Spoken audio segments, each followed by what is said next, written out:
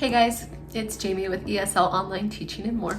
I'm a little bit emotional because I am just overwhelmed with gratitude.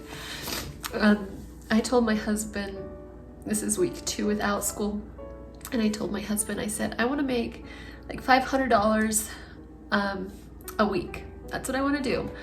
And that was my goal, and I did not expect to already get so close to that goal this week. And I'm taking off Saturday and Sunday, of course, to celebrate 4th of July. But I wanted to just share really something personal about our life right now. We are going through some growing pains and doing some of our own things. We're doing entrepreneurial type things, and it is a bit tight. And I have a family of 6 kids, and so I'm sorry.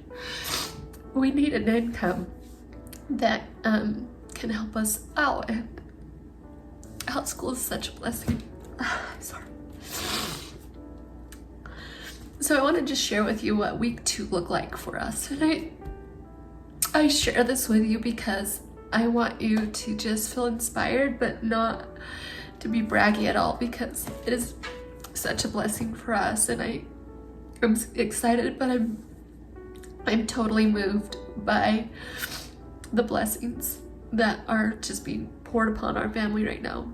And I know Outschool is a part of that huge thing. So I had one of my classes, I had 36 students this week. I'm just gonna throw this out there. We had 14 of those students I had that were just brand new to Outschool, so they'd never taken a class. So I don't know if that's common or not, but I just thought that was an interesting fact or a stat, I guess. With that class alone, I was able to make $308. Such a blessing. I spent about 3 hours and 45 minutes with that class.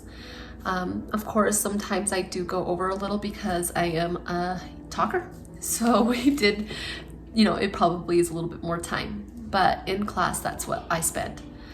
That class has just taken off. I don't know exactly all the whys on that, but I have over 120 likes on this class, and it's just amazing to me, and it's such a blessing. My next class that I taught was just 2 classes, and I ended up having 10 students. And again, like 6 of those 10 students were brand new to the Outschool platform. It could be just because of the whole COVID and summertime. I don't know all the reasons, but I think it's amazing. And that class has already grown to 35 likes, and so I do feel like it's got some traction, some potential there. When I do the math, it looks like I'm making about $61 an hour, and that just blows my mind. I really cannot say no to working with VIP Kid because I do help with other projects, and I love working with VIP Kid, and I love my students. It's a real thing, people. It's a real thing. When teachers say I love the students, it is truly because I do love my students. And so I have taught this week.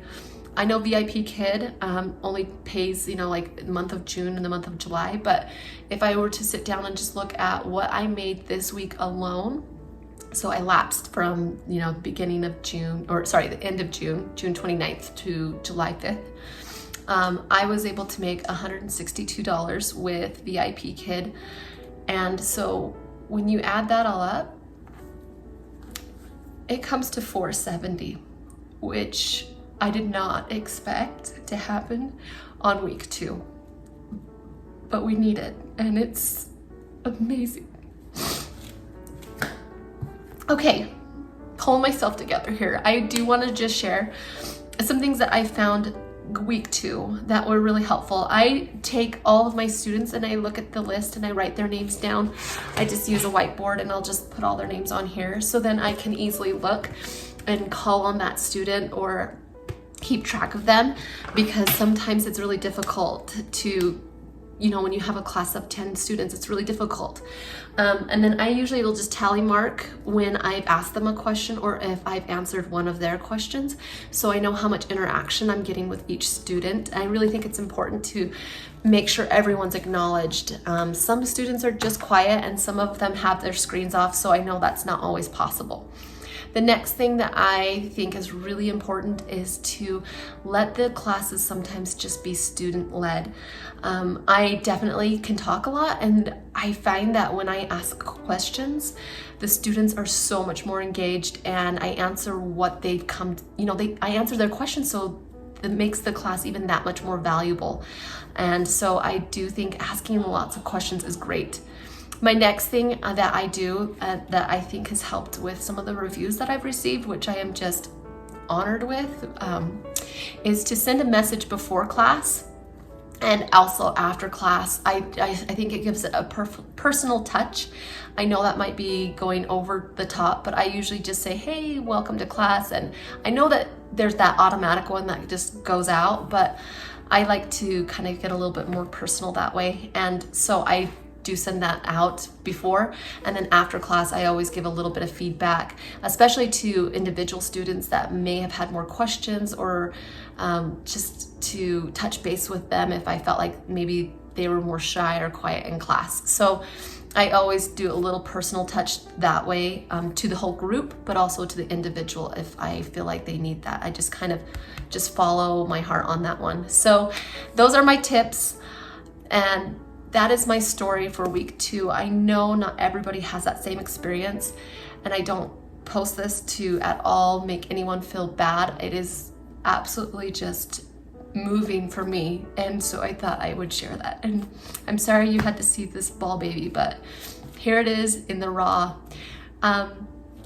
Give me your feedback, please. I'd love to know and to hear about how it's going with your experience with Outschool. It was July 3rd and I was going to bed, and I realized that I am so close to reaching my goal of 500 in a week.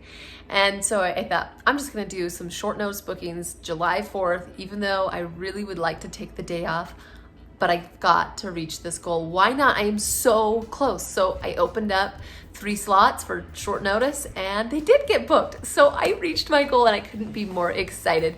Thanks for watching. I hope this was enjoyable. Sorry, I was kind of a mess yesterday, but it was very moving for me, and I hope to see you again. Thanks.